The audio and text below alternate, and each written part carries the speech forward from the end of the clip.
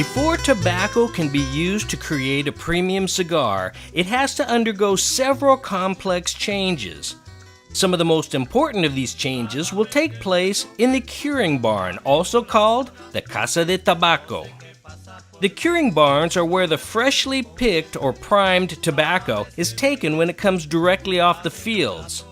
Curing barns come in a variety of sizes and styles. Some are made completely of wood, and others contain varying amounts of guano, or palm leaves. But one thing that the curing barns have in common is the availability of several doors, windows, and other openings that allow the tobacco farmers to regulate the temperature and humidity inside the barns. The internal barn temperature during curing is typically between 72 to 75 degrees Fahrenheit, while the relative humidity is between 65 and 75%. The purpose of curing is to remove all the moisture from the tobacco leaves, allowing them to change colors from green to yellow and eventually to dark brown. Since about 85% of the green leaf's weight is water, it takes about 6 weeks to gradually and evenly remove the moisture content from the tobacco. When the tobacco first reaches the curing barns from the fields, the individual leaves are taken out of the baskets or bins and are sewn together by persons known as the ensartadores.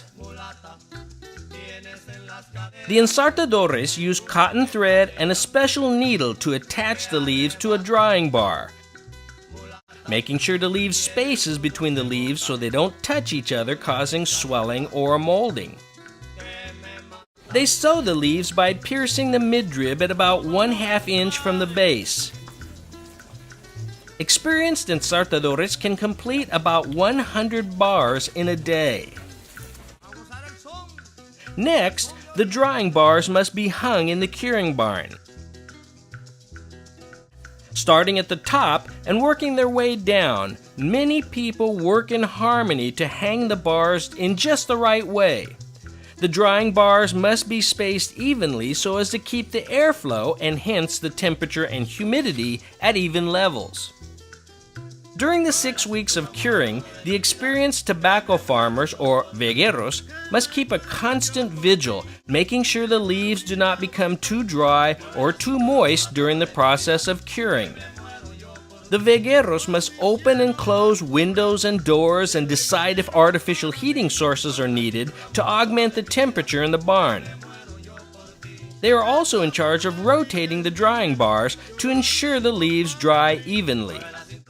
After the 6 weeks of curing, the drying bars are taken down and the individual leaves are removed from the bars and tied together into hands or manos of about 25 leaves. These manos are then transferred to the fermentation houses. During the first part of the fermentation process, the manos are stacked on wooden pallets and constructed into large piles or pilones.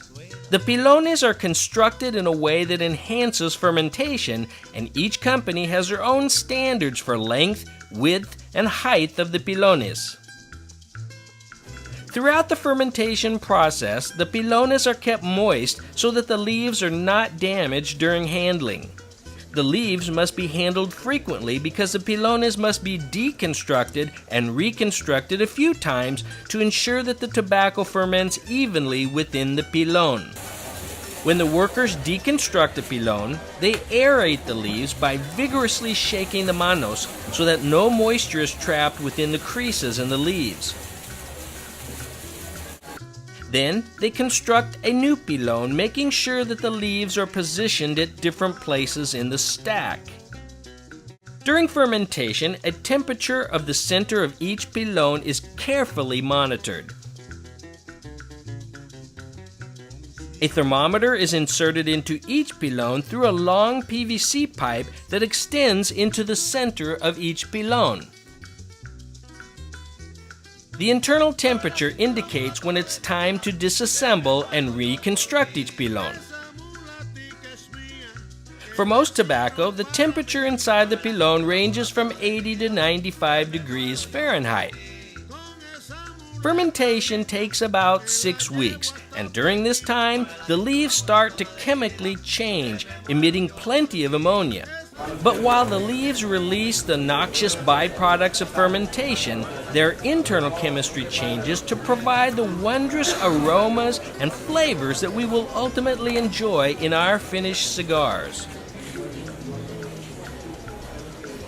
A lot of waste.